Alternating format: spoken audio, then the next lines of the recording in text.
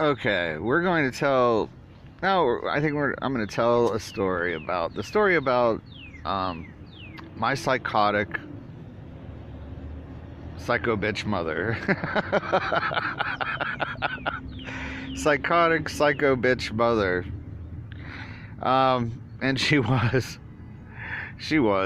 never admit it, of course, but she is. And um, she had my father wrapped around her little finger. So everything he did for her. He was in love for her. Like I say, I guess, like they say, love is blind. Love is absolutely blind. And he would do anything in the world for her. Okay, and he did. So, um, so let's talk about it. Let's talk about what happened growing up. Um, well, let's start with day one, right? Or let's pre day one, when they wanted to adopt. They wanted to adopt a child because my mother and father were in their 40s, and the clock was ticking, and they needed to have kids. So my mother wanted kids really bad. They tried for about 3 years after they were married, couldn't have kids. They tried and tried. And for whatever reason, couldn't have kids. So my father went and sold his entire coin collection for $5,000.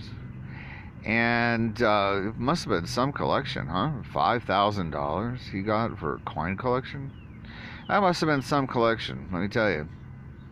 He sold his entire coin collection to adopt me when I was 7 days old.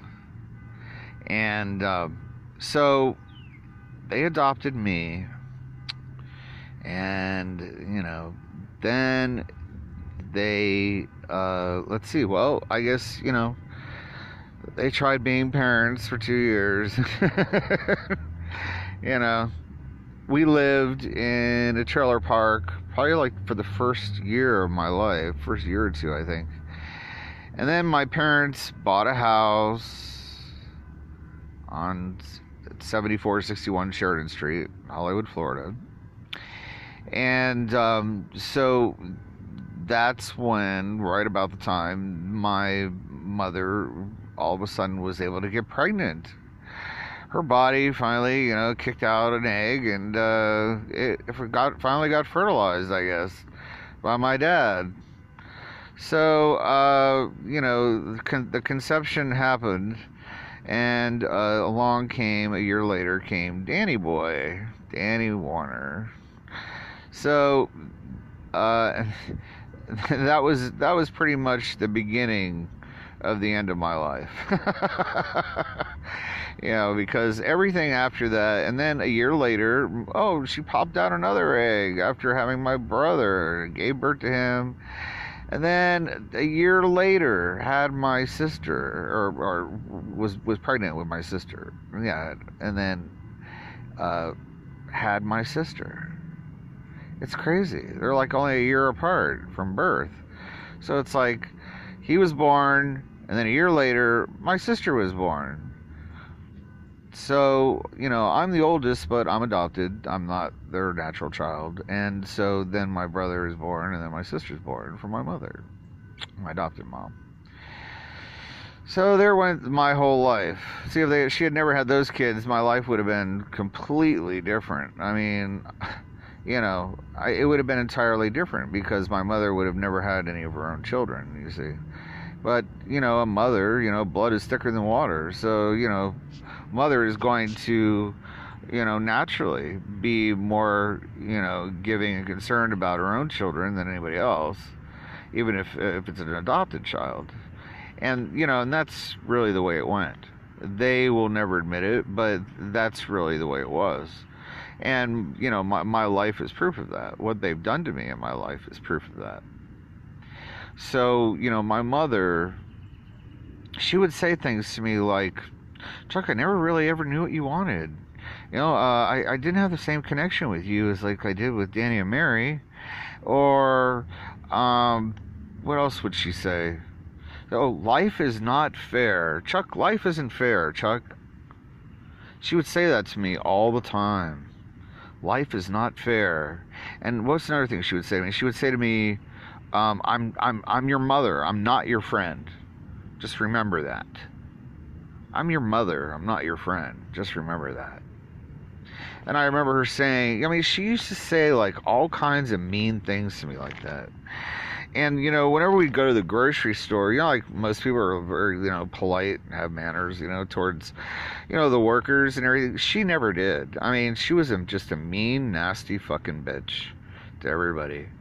And she wouldn't say thank you or, you know, shit to the fucking, you know, the grocers, you know, the cashiers, the waitresses or waiters.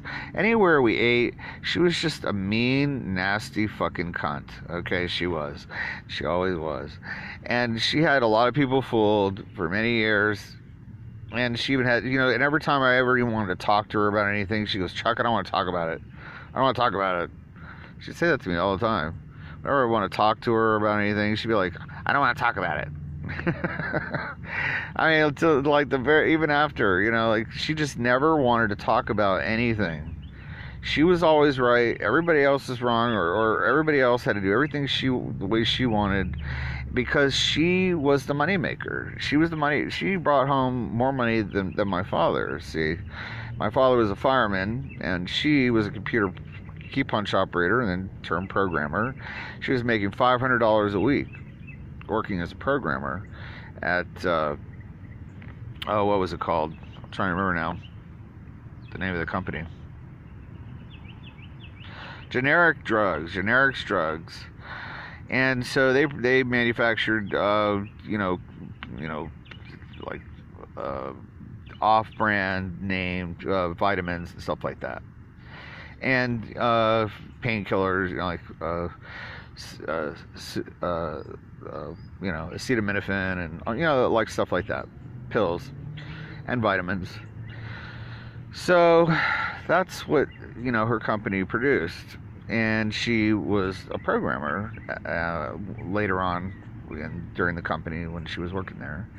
So I mean, I got to see all that stuff. I got to see the punch cards, the reel-to-reels. She never taught me any of that stuff.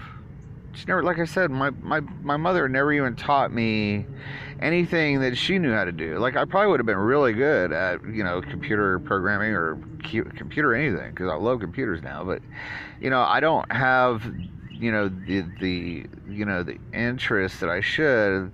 Just like learning a language, you know, like when you're younger, you know, you learn things faster when, like, languages and stuff. And it's the same thing with computers. You know, it would take me a lot more to learn all that stuff now than, you know, if I was a kid and I had learned it when I was younger. My mother never, you know, even got me interested in any of that stuff. You know, she even brought home a computer, like a DOS computer, when I was a kid, and I don't know, she brought it home from work. Maybe that's what she stole from her job. I don't know. She got accused of, like, stealing something from work, and they wanted to fire her for it or something. And she said, "It wasn't me." And she's crying and carrying on. "I didn't steal anything." I, to this day, don't know what it was. I do remember her bringing home like a DOS computer, but I didn't even know where to begin with it. Like, she never even showed me. She goes, "Well, here's a computer you can play with." But, you know, it's like, what are you going to do with it if you don't even know how to use it? You know, I mean, I didn't have a manual. I didn't have a book, you know, to show me how to do DOS or anything. You know, so I mean, it was pretty, like, fucking useless, right? And, you know, it just sat there for years, and nobody ever used it. You know, I don't remember what happened to it, but nobody ever used it because nobody even knew what to do with it. You know, I mean, it was probably a good computer, you know, for a DOS computer, but, you know, it's worthless if nobody knows how to use it, right? I mean, she never taught anyone how to use it. So like I said, they never spent time with me to teach me how to do anything. I learned everything on my own, and that's pretty much, you know, what has led me down the path that I have, is like learning on my own, because I've been able to figure a lot of things out for myself.